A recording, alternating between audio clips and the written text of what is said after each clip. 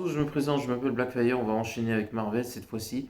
Je sais pas par quoi commencer. Allez, on va commencer avec Tobey Maguire. Comme je vous ai dit, déjà il y a beaucoup de choses à dire sur son Spider-Man.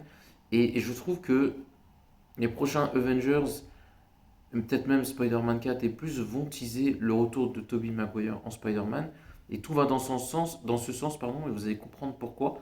Ils sont même en train de faire un truc hyper intéressant. Vous allez comprendre pourquoi. Comme je vous avais dit dans une précédente vidéo, il se dit que Tobey Maguire et Andrew Garfield vont revenir.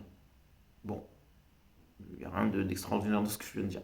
Mais ce qui est intéressant, c'est apparemment, ils vont retourner dans leur passé respectif, c'est-à-dire dans leurs films respectifs, pour éventuellement corriger des choses ou je ne sais pas quel est le but, mais ils vont retourner dans le passé. Et bon, c'est forcément intéressant pour le coup pour Andrew Garfield, paradoxalement, parce que bon, on a compris, il va sauver Gwen Stacy et la boucle est bouclée. Et c'est le bon moment pour fermer la boucle autour du personnage, même si au fond de moi, alors je suis pas fan de ce qu'ils ont fait avec Andrew Garfield, mais ce que je veux dire par là, c'est tellement décevant parce que en fait dans les films Amazing, quand Gwen Stacy meurt, c'est la fin de quelque chose. Mais genre tu sens que c'est fini en fait. Dans les comics, c'est plus intéressant parce que, en fait, bon, à ce moment-là, tu sens que c'est un tournant aussi monumental, je sais pas, mais c'est un énorme tournant dans les comics quand Gwen Stacy meurt.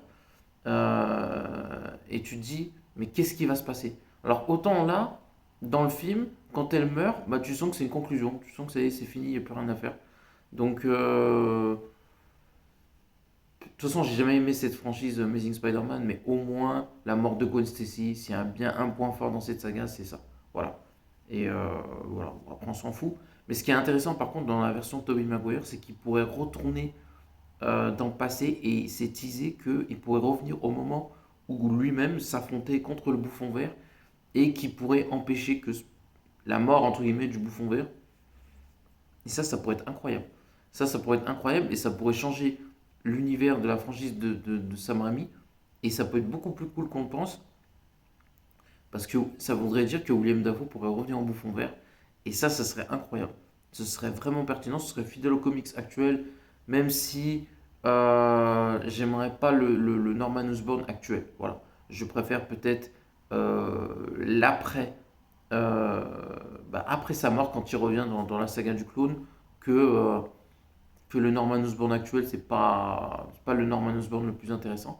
Mais ça pourrait être intéressant de revoir un classique Spider-Man versus le Bouffon Vert.